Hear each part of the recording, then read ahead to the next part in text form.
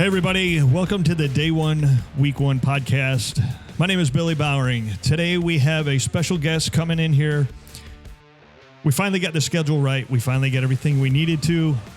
He's willing to come out here all the way from Murrells Inlet, South Carolina. Please help me to welcome Mr. Kenny Harlow. How you doing today, Kenny? Good. How about you? Outstanding, man. So, hey, we're gonna go all in, right? Absolutely. So that's what we're here for. If you would, just kind of introduce yourself and kind of explain the whole reason why I thought you'd be a good guy for the podcast. Yeah. So again, I'm Kenny. Grew up in Northern Virginia. Pretty rough upbringing, and decided I needed a change. So when I graduated high school, I went to college. It was the first one ever to go to college in family. And went to Southern Virginia for a year. Didn't care for the school. Came back home and worked a couple summer jobs. Applied to Coastal Carolina University. Moved down here a week before school ever started. No place to stay. Nothing. Packed everything I owned in a Jeep Wrangler and I left and came down here and pulled into the parking lot of the school and found a place to stay and slept on a little air mattress. And lo and behold, I've been here 20 years later. And after quite a while in law enforcement and now a business owner. So it's pretty crazy. So when you came down here, did you even get accepted to the college at that point? Yeah, I had. They accepted me like a week before. Okay. It was it was a wild ride. I'll be honest with you, but I needed that. I needed to get away from the environment I was in. Like I said, I needed that change and needed that push. And it was just one of those things. I was always kind of self-motivated, I guess you could say. And I just knew if I was gonna go anywhere, I needed to test the waters somewhere else. And I mean, it's obviously worked out great. I mean, I've been over here over half my life now. Right. So it's been great. So you're in college, and what was the inspiration necessarily to get into law enforcement? So I came to college originally, or was going to college for a biology degree. So I definitely could have taken an easier route. Because originally I was going to study the effects of mercury on the humans from fish consumption, like your tunas and stuff like that. Like I said, diehard outdoorsman, eat, breathe, and sleep hunting and fishing. About halfway through, I was realizing that's only going to carry me so far. And I'd always, growing up, always in the back of my mind, thought about being a game warden. That was always kind of really the goal. And so once I graduated college, and even there, I was working through school. Didn't really have any, I wouldn't say family support, but it was very limited. And I actually had to drop out in order to work. And as soon as I got the opportunity to go back, it was right back in to finish. And then when I finished, I was like, all right, I want to be a game warden. So then I thought about going back to Virginia. I tested up there, got extremely far into the testing with no background, nothing like that in law enforcement. And that was in 2008.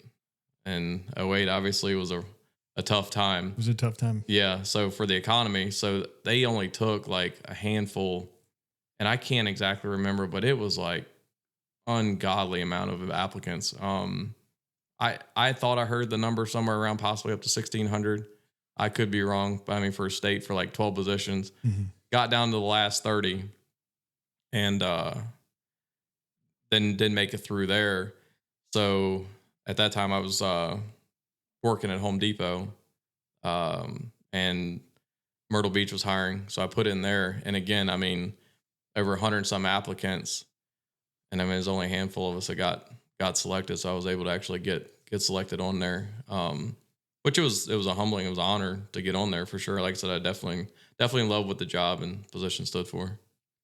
So law enforcement was something when you said you went to college for biology. Where was the law enforcement influence? Where you said, right, other than the game warden? I mean that was always in the back of the mind, was a game warden. And it's ironically enough the reason why, like I said, again, diehard outdoorsman, hunting and fishing. But my family were probably some of the biggest outlaws when it comes to hunting and fishing.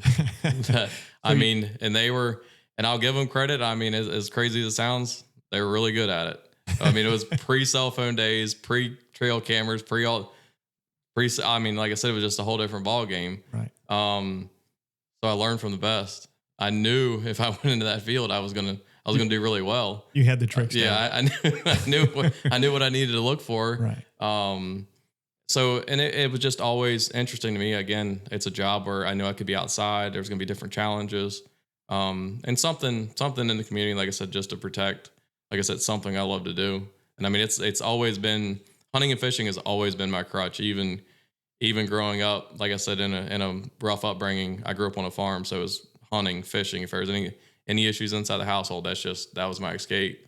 And even when I came here, even when I'm in law enforcement, even when I was going through college, I mean, this is how poor I was. It was either do I go out partying and drinking or do I go hunting, because I couldn't afford to do both.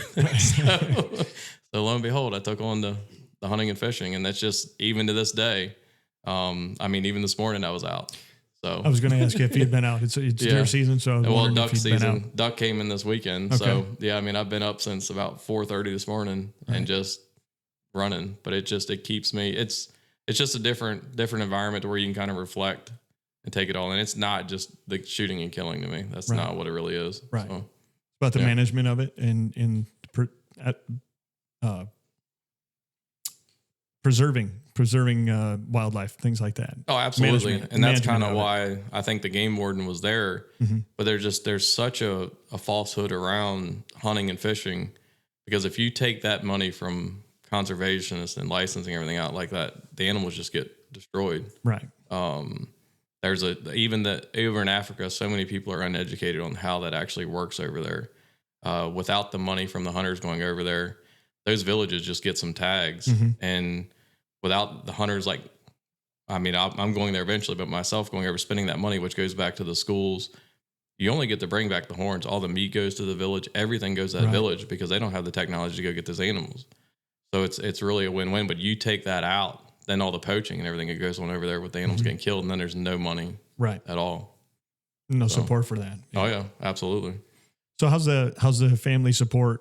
I guess after the years you're getting into law enforcement, you were accepted by, you said Myrtle Beach, and once your family or the support family from Virginia knew that you were going to be a police officer down there, how did that go for everyone? I mean, my mom was definitely proud. I mean, even my dad was. I can't say that they weren't. They were definitely the concern of any parent. I get that. I was single at the time. I didn't have no wife, no kids. Did have, who now my wife. I mean, we were dating for quite a while.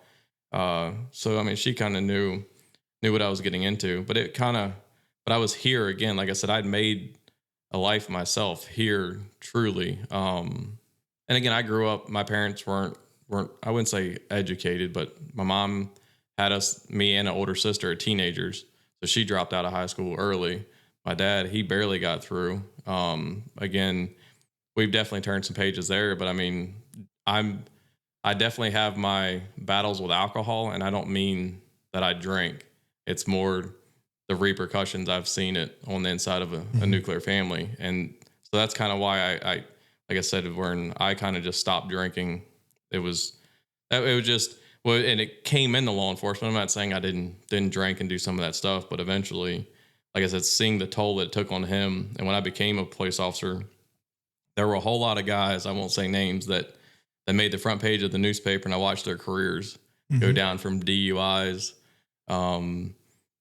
indecent exposures. I mean, and here's like 4 officers, I mean, that are just bang, bang, bang, bang, bang. And I'm going, and they're all the front page of the newspaper and their careers are over. I'm like, all right, I don't really care for it that much to begin with. I'm over 21 now, so it's not as exciting. It's still happening today. I mean, it's still it gets a grasp. And it does it. And I really feel like in that law enforcement setting, and I know my personality, I definitely have an addictive personality. There's no doubt. And I feel like if I would have went down that rabbit hole, it probably was going to end bad. I just luckily was able to catch myself because of seeing somebody else do it on growing up, and then Turner and seeing what could have been. Like I said, he's doing well now with a construction company and so forth, my father.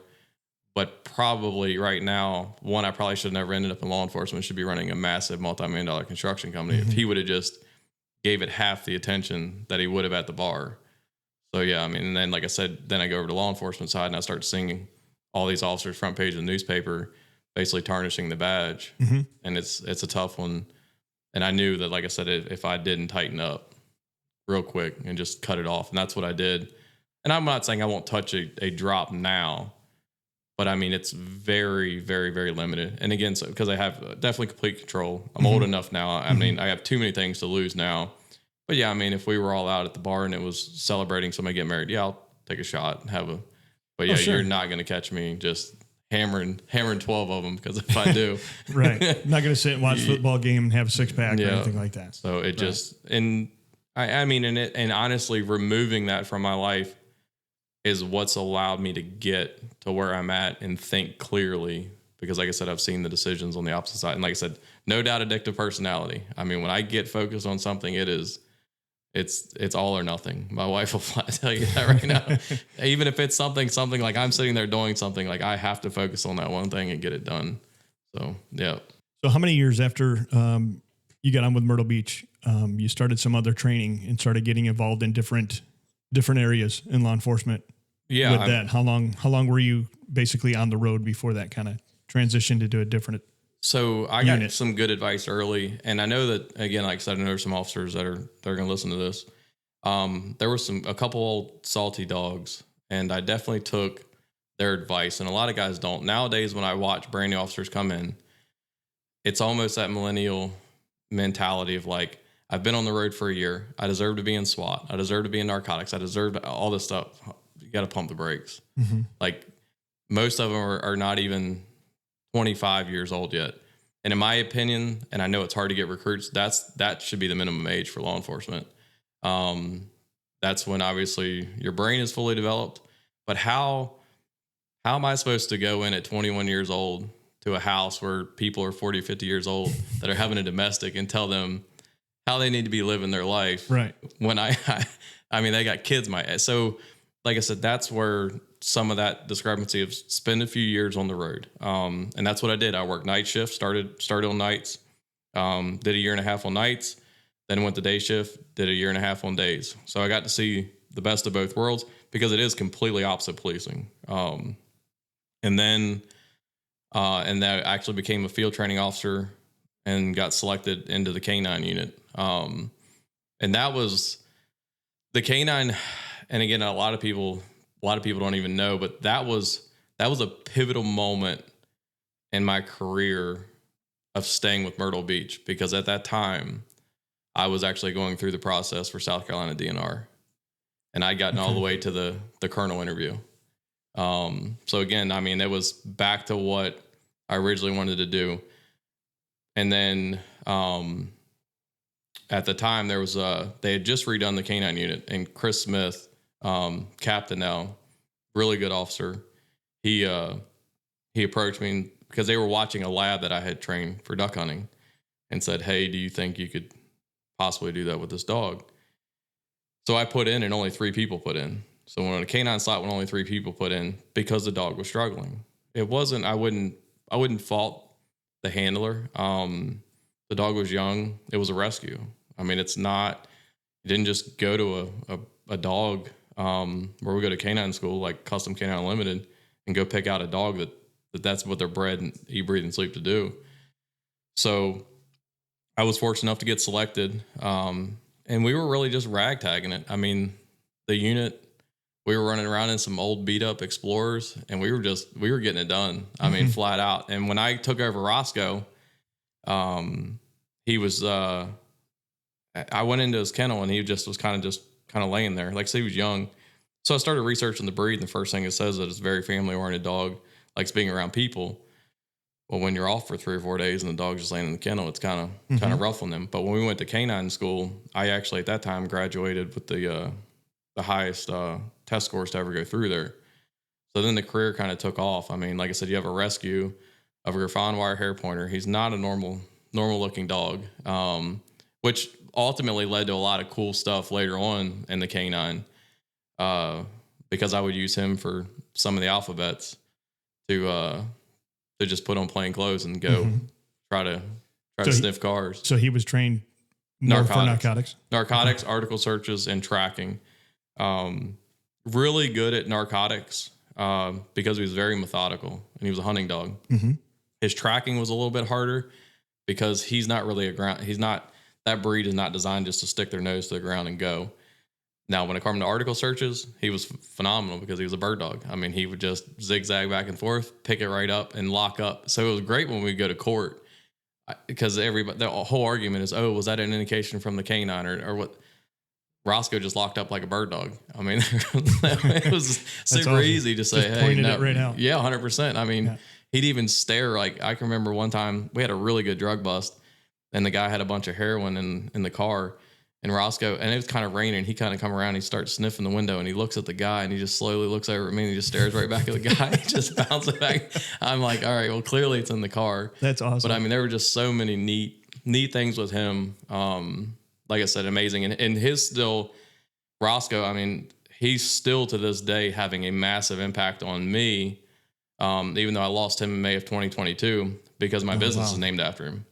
My business is named after him. We still clean the animal rescues. I still donate money to him. He's still the face of the company to this day, which is great. I mean, our name is on the side of some of the animal rescues because of him. So it's just weird how it all kind of transpired and kind of has led me to where I am now. But yeah, K9 was amazing.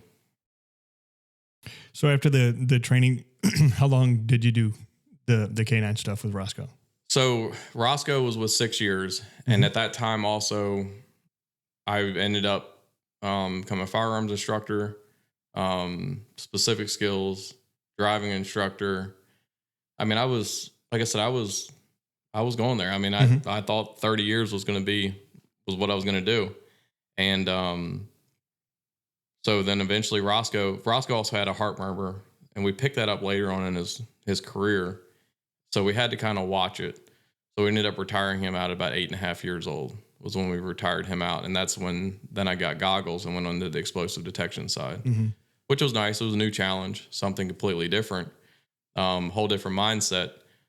But even though my wife was worried about me in narcotics, I didn't realize the amount of toll it was taking on her on the explosive detection side. And I think sometimes we get wrapped up in our own little bubble and don't really realize the impacts it's having around us. And unfortunately, once I got hurt and had to lay in a bed, I got to firsthand see it.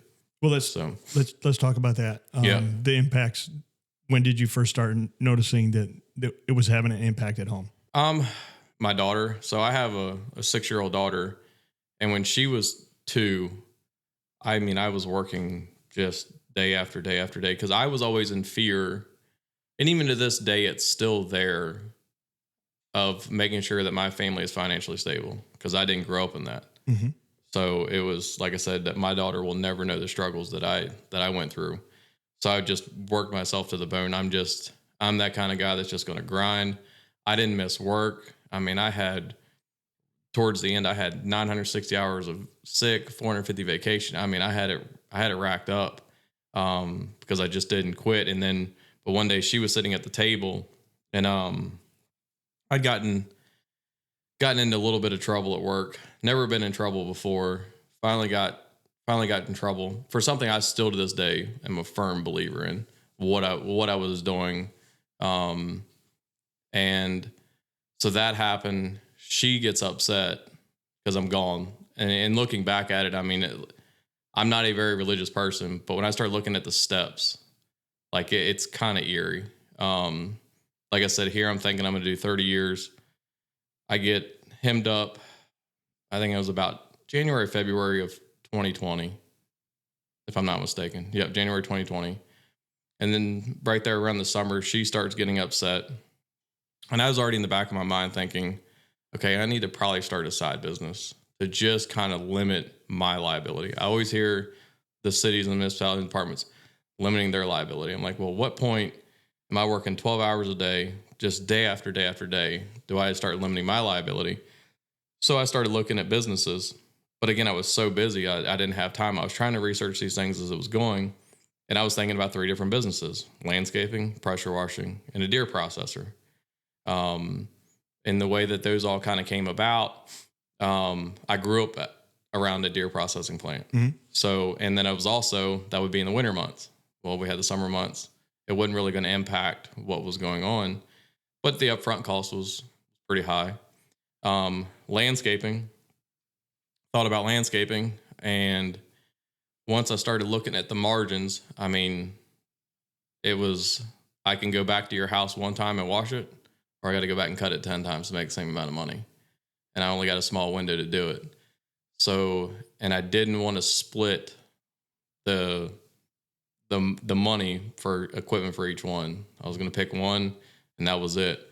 So that's how I went into the pressure washing. And again, but I didn't have no time. Like, it was just work, trying to spend time with the family. Obviously, COVID came about, and my daughter ended up catching COVID towards the end of October. Well, it put me out for 2 weeks. Even though I didn't have it, just that was when COVID was like the voodoo. I mean, it just, so it's like, okay. Anybody in your house had it, you're not going anywhere. You're done. Right.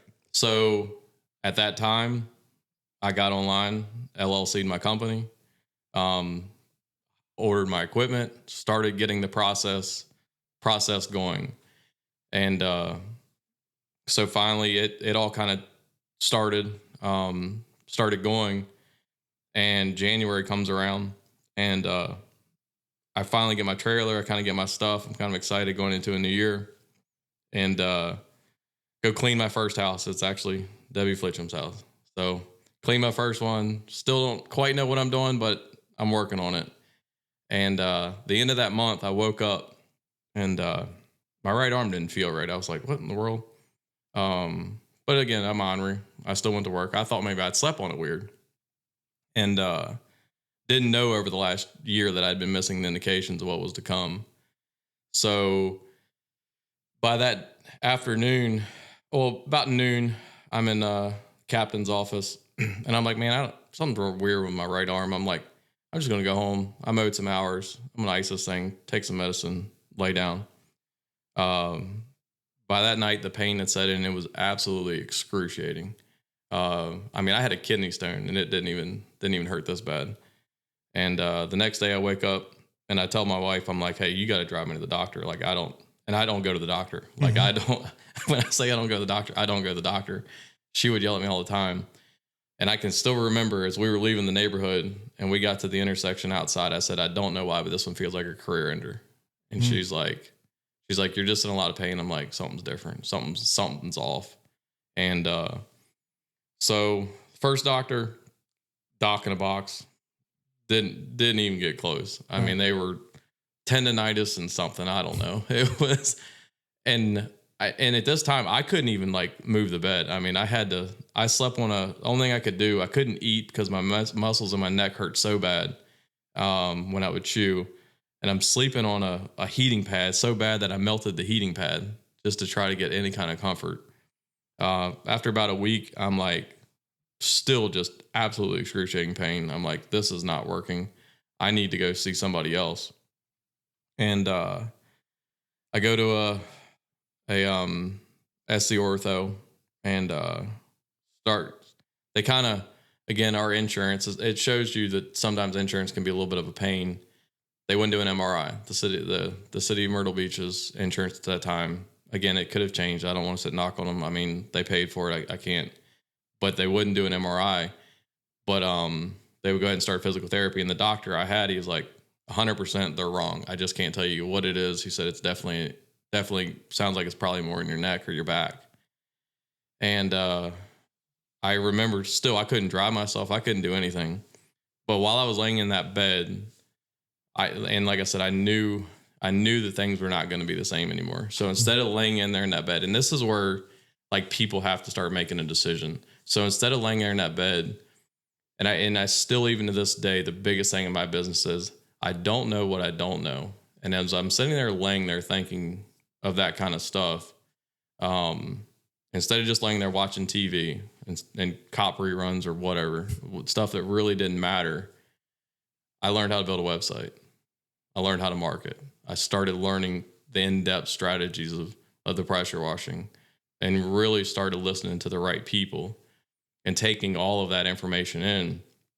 And again, as I kind of progressively, things weren't really getting better for me health-wise. And at the same time, laying there was when I was realizing the tolls that the job was taking on the family, with my wife having to take those burdens on.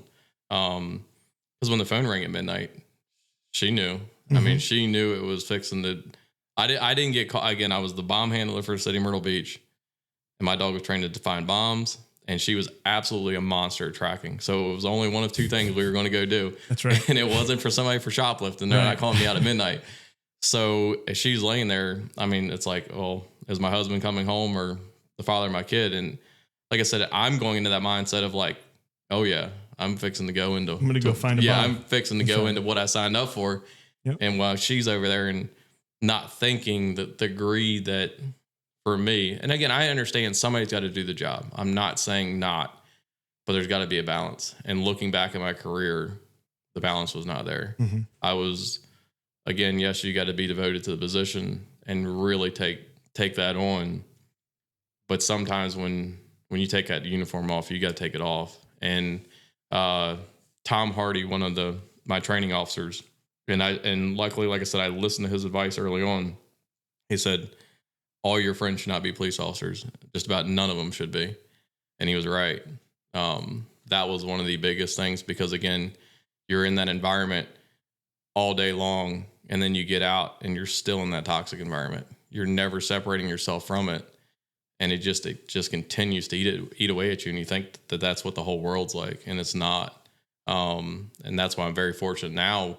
When I pull up to a customer's house, I'm not parking down the street, sneaking up the side of the house to see if I'm going to get a gun in my face or not. Exactly. It totally changes your perceptive. And like I said, as I was laying there in that bed and just all that stuff was, because I couldn't go anywhere. I mean, all you could do was sit there and think in your thoughts. And finally, I got to the Southeastern Spine Institute out of Mount Pleasant when another officer who had just retired, but lo and behold, owns a pressure washing company. He's like, hey, we both had the same indicators leading to the injury. We just didn't catch them. We had a little bit of pain, almost felt like a pulled muscle behind our right shoulders. Mm-hmm. So I'd herniated my C7, and basically all the cartilage, when they showed me the MRI, had left between C6 and C7. So both vertebrae were sitting on top of each other, pinching all the nerves. So when I knew finally it was something there was when I was going through physical therapy, and they literally took my head and kind of pulled it away from my body a little bit and took all that pressure off, and all that pain just left. But that was from, and again, there was a lot of looking back. And I mean, they said that the injury came from looking down and handling weight. And again, I've been asked before, well, why didn't you sue the city, or why didn't you? I knew what I signed up for. I'm not saying there's certain aspects, but I knew what I signed up for. Mm-hmm. I knew the gear I was wearing. I knew all what was going on.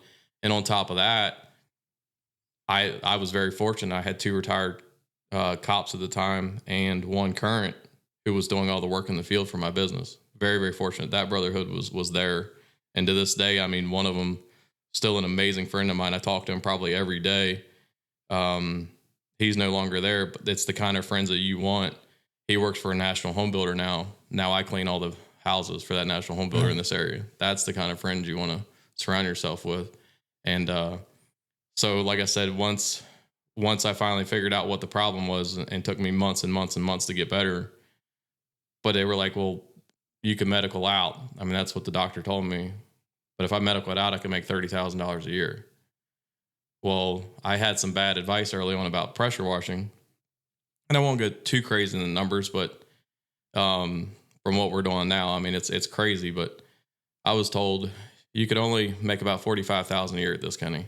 So again, I'm laying in bed. I'm like, how the heck am I going to do this? Like, how am I supposed to support my family? I can't work a canine anymore.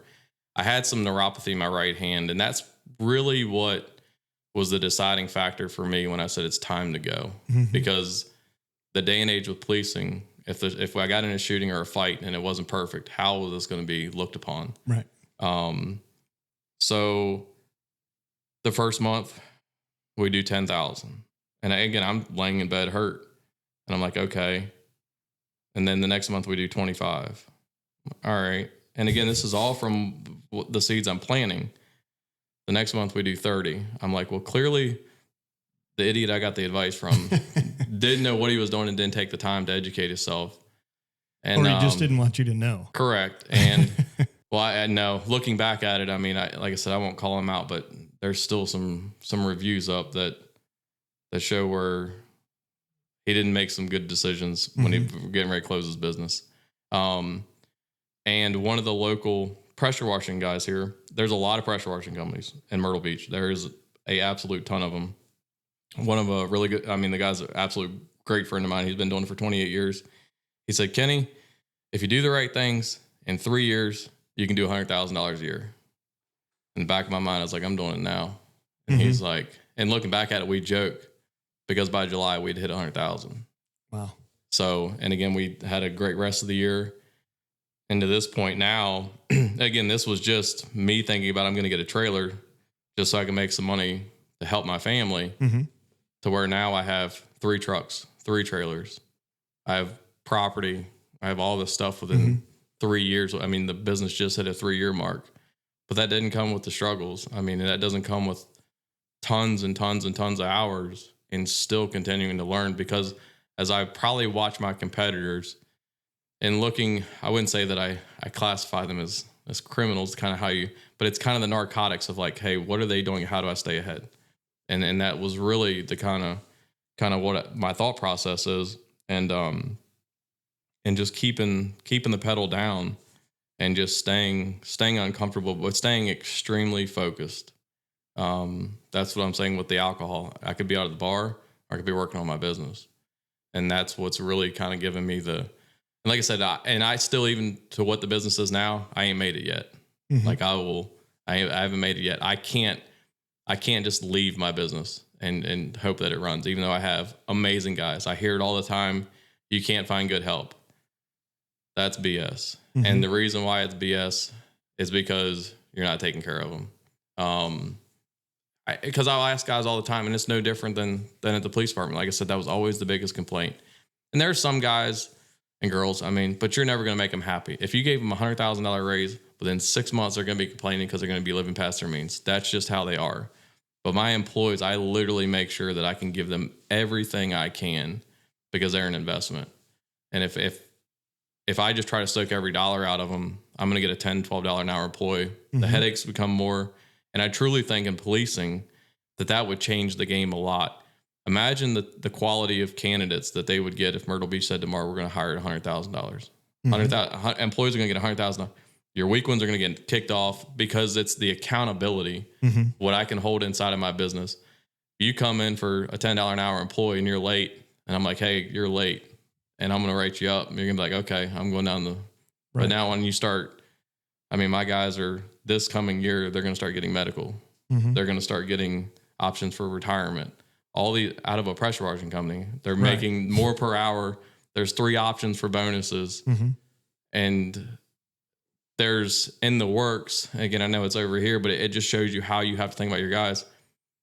I'm looking at possibly within 5 years, if an employee's with me for 5 years and they're very qualified and do a really good job, if they want to go to a city, I will move them to a city and then do massive profit sharing with them. Have that territory. Correct. Kind of to stop a dead end job. Like I said, if I just wanted to make really good money, I could stay in a truck by myself. And just have a helper.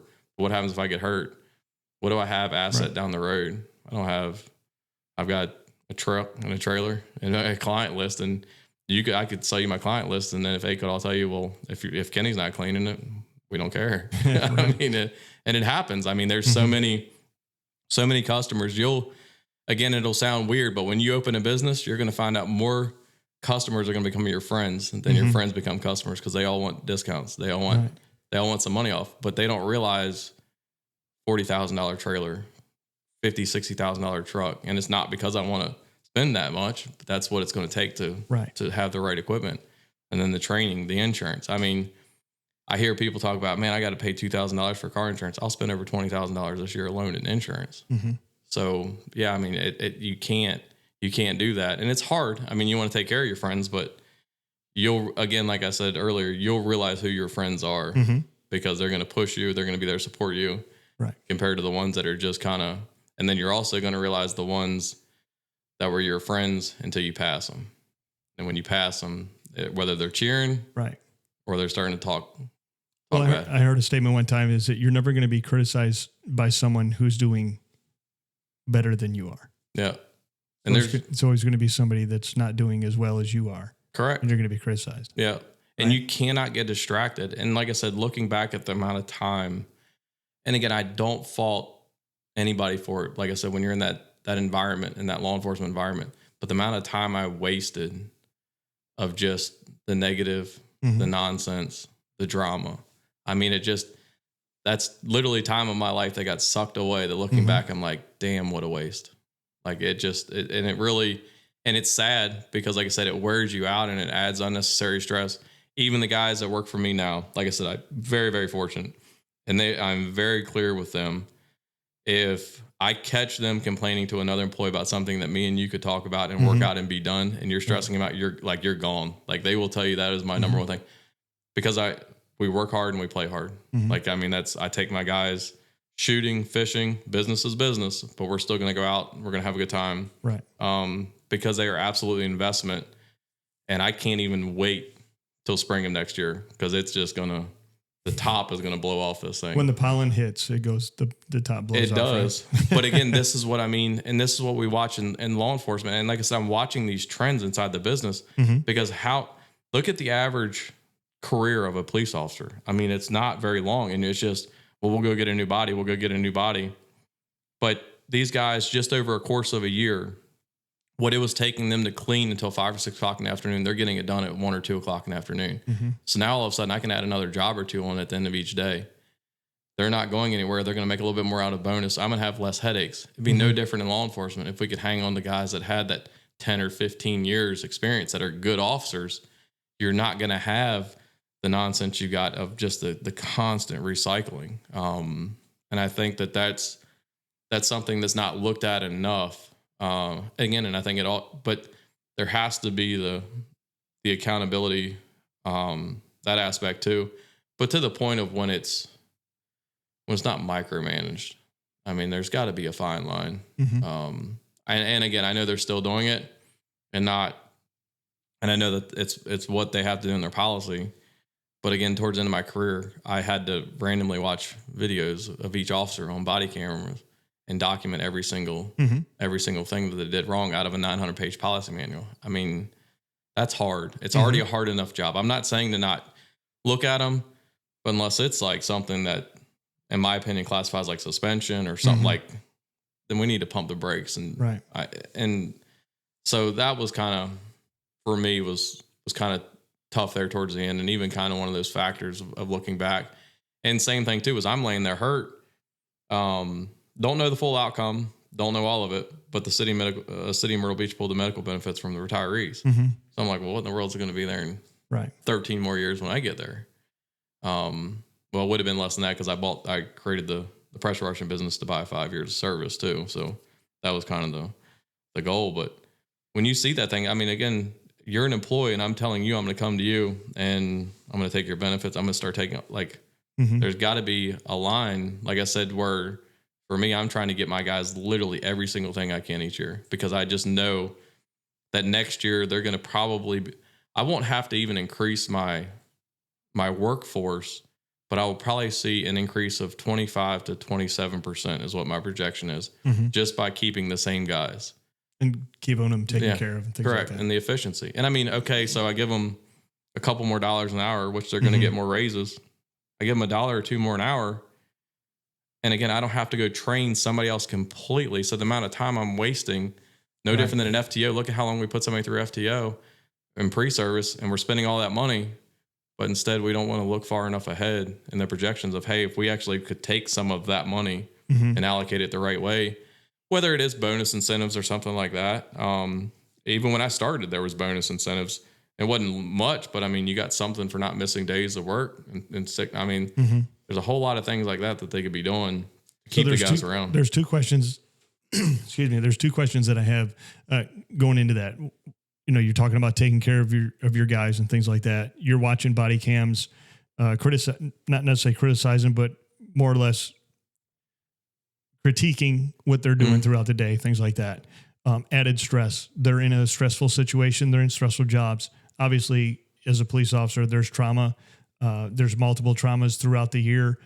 Some statistics talking about the average police officer goes through 188 in a year traumatic events when a normal person would go through 3 or 4 in their lifetime. Oh yeah. Okay. So the next question to that is, what would you think? I mean, because you said in 2008, is that right? When you started with Myrtle Beach? 2009. 2009? Yeah. I was applied in 2008, got hired in 2009. Okay. Was there any talk when you started about mental health and about, hey guys, this is what you're getting into. You've made it, you've alluded to it a couple of times. I know what I signed up for, but did you really? Because your family took a toll. Yeah. Right? I mean, yes and no. The only thing I remember going through the academy, I swear to God, is, what was it? You're going to get sued and I can't remember something. For life, I can't remember what it was, drawing a blank. But yeah, it was just a different, policing had changed. Like I said, when I first was still coming out, you still handled business. Mm-hmm. Like I said, it wasn't anything that never did anything cross the line where it shouldn't have been, should have been addressed or something like that. But like I said, there was no body cams. The cell phones weren't there. Facebook was in its infancy. There wasn't anything to where everybody's got these platforms now. Right. To just, media. yeah, I mean, just Everything wear like you out. And I don't think that the toll mentally was at that tough at that time. I'm not saying it still wasn't there, because I can remember the first probably 2 or 3 months walking out of my house, looking at my stuff, like wondering whether I'll even come back, like whether I'll actually be back. I mean, I'm putting on a bulletproof vest and a gun for a reason. This is not a normal job. And when you start thinking like that and you start getting that stuff in your head, you got to be careful of how much you let get in there when it comes to your decision making. Because like I said, yes, I've been in some crazy calls, and like I said, one of the ones that will still to this day that I can remember everything to a T was I had just gotten off FTO, and that was, I think, like right around October, November, right around there. But Christmas that year, I had flown back from Virginia Christmas Day so I could work Christmas night. And I remember it was the morning of the 26th, like early hours. I had to go wake up a mother so she could get the phone call that her 16-year-old kid was killed in a car crash. Single mom. Walked in there and I could see the skateboards, the pictures, and everything else like that. To stand there, I mean, you talk about something sending shivers down your spine. I mean, you're trying to hold it together. I mean, again, she's already lost one kid. Now she's lost another. Family members are all injured, and you're like, holy cow. Like, this is not right. This isn't normal. And again, like I said, that's would you say that's not something you signed up for? Yeah, I mean, like I said, it's definitely, like I said, it was a toll, and even like I said, even to this day, I mean, I'll never forget that. That was one that was like, I'd say a pivotal moment in my career. Like I could say, hey, that I got past that one, and it wasn't the one that you think that it's the shooting, it's the normal one. It's something that was like, and now. I don't know how I would have handled it now being a father. Like it would have had a whole different impact. I mean, because I even saw a 4-year-old kid get run over. I mean, like I said, it definitely changes. And I never had to do it, but I always said in my career, I'm going to hold my one get out of jail for the one that's going to earn it and deserve it. But it's definitely, like I said, it's got its challenges, and I don't think, and I think that's the problem though, that you get in that cycle, like I said, because you can't go talk to your friends about it. They're not going to understand. Right. They're just, I mean, that sucks. Especially if you're hanging around, like you said, people that are not police. Yeah. They don't understand what they're going to be like, wow, you got some crazy stories. Yeah. And I mean, that's what they're just wanting to hear, the cool story. To them, that story is not cool. That's not chasing people. Right. Pulling guns out and tackling and fighting. That's not, right. But that's the stuff. That one's probably definitely one of the top 3 that ever wore on me the most throughout my career was that. I can't imagine, like I said, being a father, getting a police showing up at my door Christmas Day, telling me that my daughter's, I mean, I couldn't even, I wouldn't be able to hold it. So it's safe to say then the transition, because of where you were, like you said, you were laying in the bed, you started teaching yourself different things about business and how to do a website, and kind of helping your decision to go to start your business. So that transition from law enforcement, I mean, I'm assuming because of the financial impact and the ability to be able to come home and be there for your family, those outweigh any possible regrets that you might have had. Saying, wow, I had this incredible law enforcement career with a canine. A lot of people, a lot of guys I know, they come into law enforcement. Yeah, I want to be a canine officer. I want to be, these are things that people aspire for. Did you kind of feel there was any sense of loss with that when you transitioned, or was absolutely? I'm sure it was a hard decision, right? Honestly, it took a toll on my wife, probably more than, because that was my identity. I kind of had made, like I said, I think for me, the ball started rolling when I told her, I'm like, hey, this is a career ender. I knew it. Like I said, I'm just that guy. Like I said, I would bang myself up, tape myself up, and just go. But it was just completely different. So the transition out, it took me quite a while, and I still have some of my habits, because like the official ending for me was in 21. But like I said, looking back at a lot of the steps, it's like, because if I didn't get hurt, I'd probably still be in it. I'll be honest with you. I wouldn't have known any different. I wouldn't have gotten stopped. And that's what I mean. That's why it's like, how did all these steps lead to this? And that's what's kind of, like I said, not really a religious person, but I'm like, there was too many sequence of events of something going on. And then for me too, like I said, I was able to start spending time with my family, but the one that hit me the hardest was my mom, because I couldn't go home in the summer. They'll tell you can go home in the summer, but if you leave, you would get dinged on a certain amount of your overtime and stuff like that. So it wasn't really that easy. And again, I knew what I had signed up for. I was the bomb handler for City of Myrtle Beach. There was events all summer long. I needed to be there. I was the resource to try to keep that area safe. I truly, truly, truly took that to heart. Didn't matter what was going on around me, what environment. When that dog came out, hit all four paws on the ground. I was trying to make sure that it was as safe as it could be. Right. But I remember when my mom said, it'll be the first time in 18 years that all my kids are home for my birthday. I was like, oh, that's huge. Shit. Yeah. That's huge. So that was like, it's that moment there, it just, like I said, it kind of started putting everything in pause of like, damn, of what you're giving up. Like I said, I know people have to give it up, but you have to check yourself. You have to. And also during that time, 2021, there was a lot of stuff going around the country. Oh yeah. About law enforcement. And the way that we were being perceived by the media. Yeah. And I'm sure that it played a role in that too. When I was laying there in bed, it was all but the George Floyd. It was all going on at the same time. So that's what I mean. I'm laying there and I have all these decisions. Like I said, I'm pretty much immobile, laying there in bed. I got George Floyd going on. I got the City of Myrtle Beach pulling medical benefits. I'm hurt. I don't know what in the world. At that time, I still really didn't even know what my injury was. Because like I said, the first doc in the box missed it. The second one said I just had a bulging disc and I need a couple shots. But I'm like, it just doesn't add up. And like I said, luckily I went and got from what I consider a true professional. I mean, the Southeastern Spine Institute out of Mount Pleasant was amazing. And he made it clear as day. And that kind of started the ball. But I mean, that was a lot. Like I said, like I said, I still kind of will sit with my back. I kind of watch where I'm at. I kind of see who's around. I mean, that's never going to leave. And I know for some people it was, I mean, I'll get conflicting answers there, but I was always carrying. Like I constantly always carried until I left. And I left the gun off.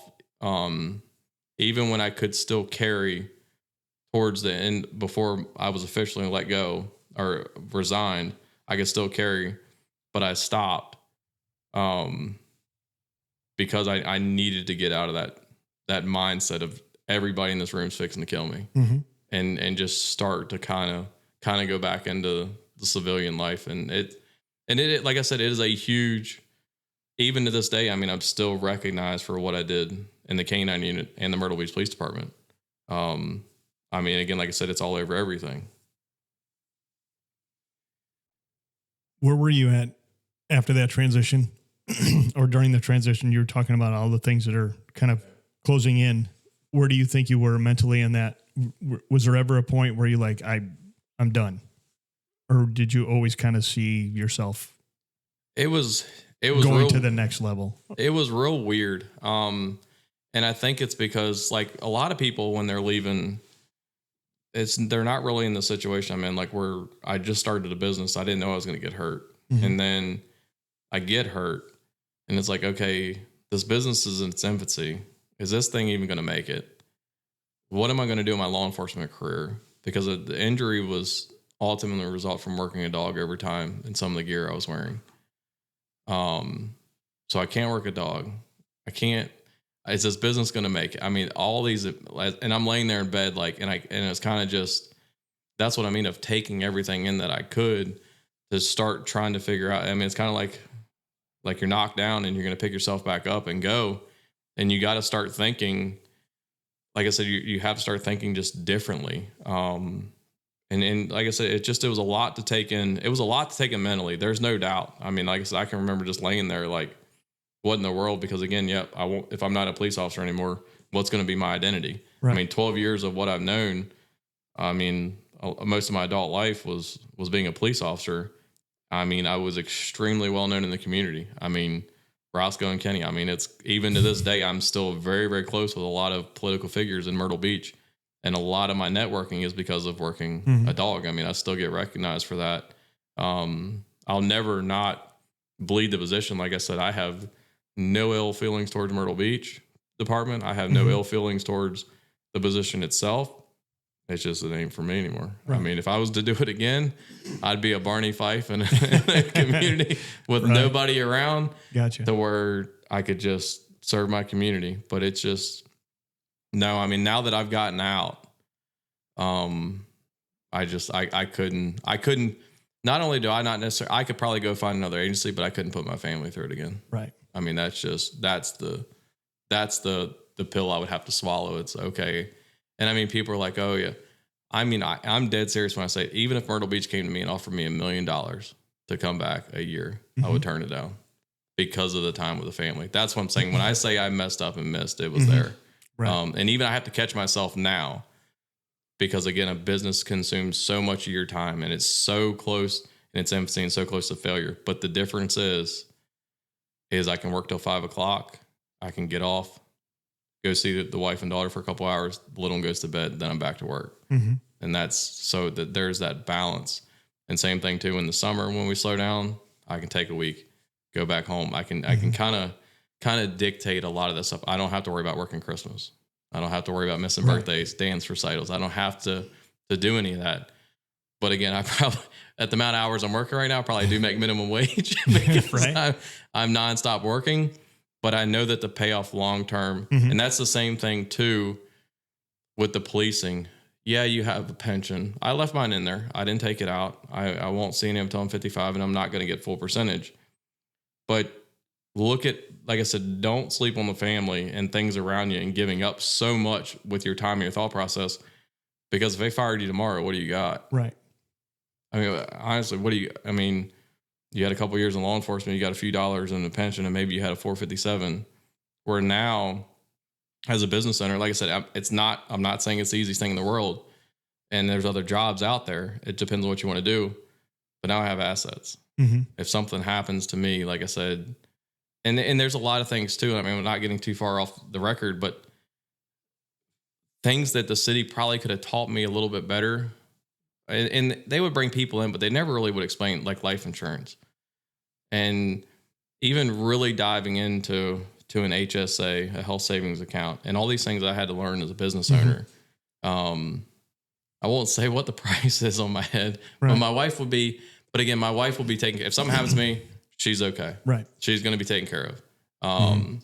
So that gives me complete peace of mind, where before I know they gave a little bit of life insurance, but I didn't really understand it as nothing like I know now. Right. And again, if somebody wants to go do their research, because there's whole life and term life, I don't know why somebody wouldn't. Because you can, like, I have something called a blend policy where I will pretty much get more than my money back plus interest over the course of 20 years if I survive. But if I don't, hopefully I'm around to get it. Right. But if I'm not, my family's going to be getting taken care of. And again, I don't know if we always had that sense in the law enforcement. I mean, you'll hear some of the agencies, and I'm not saying that it's not some, but what happens 4 or 5 years down the road, I'm not saying that officers still aren't, some of them are close, but it's not going to be the same. Right. I mean, once you leave, I was in an agency with over 200 and some officers, and I probably talked to 3, maybe 4 since leaving. So that once you leave that bubble, you're on the outside now. Right. And that was kind of an ill kind of a weird, eerie feeling. Like I said, the ones I'm still really close with, some of the best officers I ever worked around, and you can tell they care. That's what I'm getting at. There's a lot of toxic people that you're around that you think care. Well, it's like John as well, right? Yeah. And we're gonna have John in here too. Yeah, and I mean, like I said, he was the supervisor when I walked in with the arm. Mm-hmm. And like I said, I have all the utmost respect for John. Yep. He was always very black and white. Yep. I mean, there was no, you knew where he stood. Right. Which is hard. Because I mean, we always hear the black and white, and then you're trying to just, like I said, stay on that line and just trying to make sure you're doing the right things. Unfortunately, some guys don't do the right things. They make poor decisions. But I mean, there's a lot to it. Like I said, a lot of crazy calls, a lot of stuff I was in. Probably one of the craziest calls that I'll never forget. And this is where, like I said, the mind stuff really come into play. Mm-hmm. So our office was in Market Commons, and I was on the street. The next day, like I said, I'm a diehard hunter. I'm trying to complete this thing called the World Slam for turkeys. Mm-hmm. And I have one to go, and I leave in March of 25 to finish it in Campeche, Mexico. But I was supposed to go to Florida the next day to go get my Osceola, and a call comes out, and I'm maybe 2 blocks from it. I knew I was going to be the closest one. A individual suffering from PTSD is shooting a shotgun off of Market Commons trying to blow up propane tanks. Wow. So I knew when I turned around, I was outgunned. I knew it was going to be, so all these things are running through my head at that time. I'm like, okay, obviously I like I said, I'm outgunned. The guy's got PTSD. I'm sure this is not going to, communication is going to be limited. This is not going to be end well. I said, it's going to be one way or the other. And I'd already made that mind up.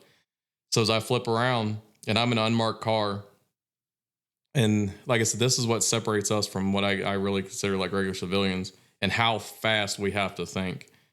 Because as I'm going down the street and I see this person backing up on the phone, but before I see that person on the phone, I can see the spent shell casings going down the side of the road. Still remember to this day, they were red. Mm-hmm. I see this guy backing up on the phone. So I park my car and I see an individual coming out. He's probably about, I'd say 40, 50 yards from me, which I was capable of hitting him with a pistol. Like I said, firearms instructor, but it's a tough shot. I mean, your adrenaline's pumping, everything's going. And I bailed out of the car. And again, at the same time I'm processing all this, he's got 2 propane tanks in his right hand, shotgun in his left hand, and I'm just straight charging him. Like, I'm not even going to give him the opportunity. I mean, like I said, I knew if I probably stayed behind that car, I knew how it was going to end. Mm-hmm. And I'm processing like, okay, he's got 2 propane tanks in his right hand. He's going to have to switch. Most likely he's right hand. All this is just going through your head in just split seconds. Right. And by challenging him and charging him like that, luckily he gave up. Mm-hmm. I mean, but again, that was one of those things of like, I mean, it was harder from the time from driving there to the initial contact than it was once the contact happened. Then it was just, well, there's a million scenarios that go through our head before we even get to the scene. Yep. And I'm trying to play them all out. Right. And just thinking like, I truly thought there was no way. There was absolutely no way this was not going to end in gunfire. Right. I mean, he was already shooting the guns off. I mean, if you're that out there, you're trying to blow propane tanks up. Right. I mean, it was pretty crazy. So like I said, that stuff will stick with you and wear with you. And like I said, to be able to and then looking back at him like, Jesus Christ, I'm going to charge this guy with a shotgun. I mean, but I knew I was going to be outgunned, and I knew if I got within 15, 20 yards, it was not going to fare well for him with a gun in his hand. Mm-hmm. At least I had a fighting chance. But yeah, that was, like I said, there was a lot of that stuff though. I mean, that's just one of many. Like I said, Myrtle Beach is different. And Myrtle Beach, and I don't want Myrtle Beach to sound bad. I mean, I know people listen all over. Myrtle Beach has its problems, but I'll give them this.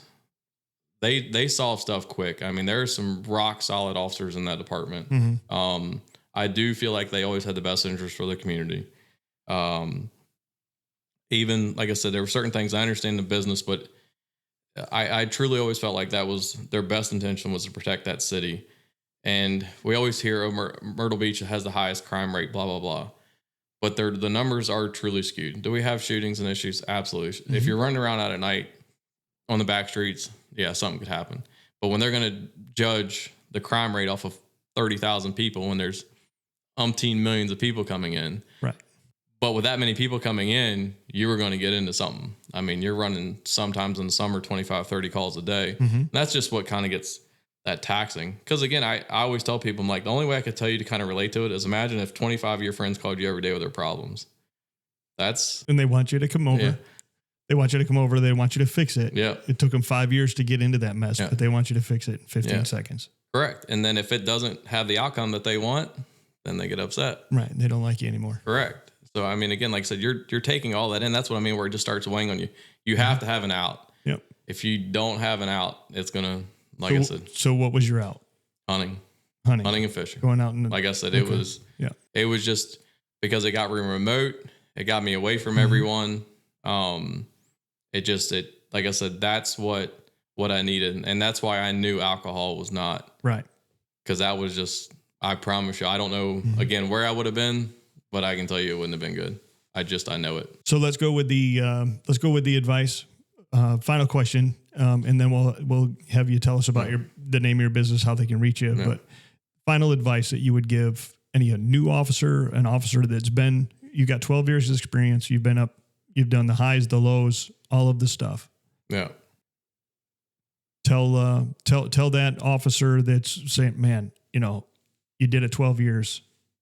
Yeah. What's your greatest advice that you could give them? You gotta really know what you're signing up for. Like I said, I knew quite a bit of it, but when I sat on hiring boards and I would watch officers come in there and some of them were only looking for a job, I'm like, these people have no idea like what they're really fixing to step into.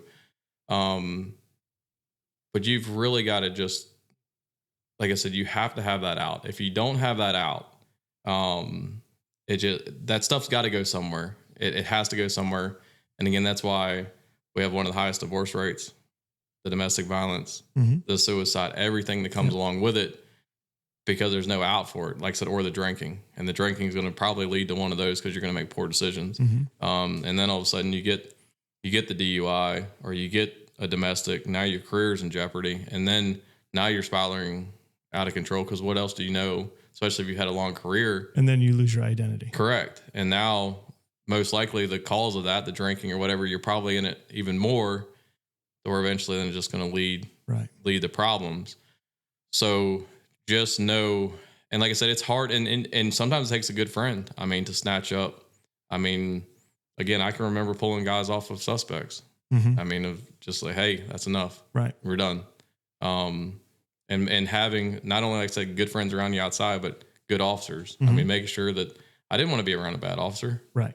I just didn't want to be around it. If they were, I don't want it to sound bad, but if they were somebody that was just never exposed to anything, they're not going to understand. Right. I watched almost 15 college kids go to jail for one beer and put everything in jail. Come on. Like that's, so you're telling me that none of those other officers staying there had drank before they were 21. Right. It's unrealistic, but you have to really look at the job, look at the different agencies. Not every agency is the same. And I know a lot of guys are just trying to get in there and get in a stepping stone. Just be careful what you're stepping in. It's got it might not be what you think it is. Right. Do you think mental health, fitness, things like that should be part of the orientation? Yeah. To try to, because it wasn't when you started, correct? Correct. It wasn't. Yeah. And I think if there was some training that kind of maybe gave you like bullet points of like, hey, these indications, you probably need to like, again, I'm not saying the resources weren't there. Like if I became an alcoholic or something and said something to somebody, but of like, hey, if you've got this going on or you have this scenario here, or you're feeling something like this. And again, that's the hard part with the stigma in law enforcement is because, and again, it's no different for me. You couldn't say anything because if you said it, the next thing you know, you're going to lose your gun. So you lose your badge. Yeah. So it's an extremely fine line of crossing. And that's what I mean, where you have the resources around you, but when you can check yourself, you have to, like I said, I've been there. I've been there, like I said, to where it's like, hey, that's what I'm saying with the alcohol. Like I knew that I had to, if I was going to see what I was going to see, because I was still drinking even when the incident happened with the 16-year-old.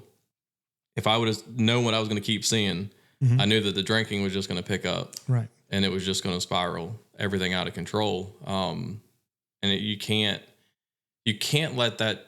The job is definitely identity. It's definitely something to be proud and stand for. But like I said, a lot of things for me looking back at it, it stole a lot from me too. And you can't let it steal but so much, because again, everybody is depending on you, especially your family back home. And they always get the worst of us. They do. I mean, they constantly get treat them the worst. We really do. I mean, and you come home and you just, I mean, you're used to them being there. And again, that's why things happen. And again, I think because I grew up in a domestic household, father-in-law that wasn't very faithful to my mother, the drinking and all that stuff, I think that's where I was able to check myself a little bit more instead of going down that path, because you got to make a decision. But like I said, when you're going to sign up for this position, and it's hard nowadays because a lot of times they don't want, or the younger generation doesn't want to sign up for it. I mean, I get it. I mean, the media blasts us. The pay is okay. There's not, I mean, now I think with the city of Myrtle Beach, and not just knocking the city, but there's, what do you got to do? Like 28 years, 27, 28 years. Yep. No medical in the end, 54% of your best 5 years. So you're pretty much saying that you're going to have to cut your salary in half when you retire out. But if you didn't invest really well or so forth, I mean, you're making $60,000, $70,000 a year. The money starts pouring out. And again, all of a sudden you're trying to hang on to a career that you love, but the money's not there to support your family. And it just putting yourself in the right position, especially like I said, and it's not just that, but like I said, like I was talking about with the HSA and the life insurance and investments and stuff like that, let what you do have, especially early on in your career, start compounding so it doesn't put you in those situations. Cause I can't imagine of like, okay, now I'm out of money. I'm in a position like, I mean, I watched it when I started, and I know I'm kind of going off of it. Don't live past your means of what your salary is. I cannot express that enough, because when I started, Kenny, you're going to get all the overtime you can imagine. You're just going to it's going to run wild. And I watched a whole lot of guys fold up. Right. We lost enough officers, whether they'll admit to it or not. We lost enough officers. We had to go from 10-hour shifts to 12-hour shifts because we couldn't cover. I remember being one of 3 officers in the whole city of Myrtle Beach for covering the streets. I mean, they got that bad because again, they were flat broke and losing everything. So just don't put yourself in worse situations, because like I said, the job's already going to take its toll on you. Right. Don't make dumb decisions to make it even harder. And like I said, get friends outside of there. Absolutely. I can't harp it. And don't let the family, I don't care what you got to do. Don't let that family, because once you lose their support, I mean, it's going to get real difficult. Agreed. So what's the name of your business? So the business is Bird Dog Power Washing. Like I said, it's named after Roscoe. He's a Griffon wired hair pointer. Like I said, it's still, I wake up every day like, how did this happen? How is in 3 years? Like I can't quite comprehend. Like I said, I've been lucky enough to speak at events and come on podcasts like you guys and kind of talk from both sides, because I guess for me, it's almost like living three different lives, because again, I grew up kind of, like I said, broken home, sort of kind of growing up, to moving to an area and never even knowing what the heck's doing, to going into law enforcement, and then all of a sudden running a business. Like, I mean, they've all basically molded me into who I am today. But you have to, like I said, that job will just eat you alive if you don't watch it.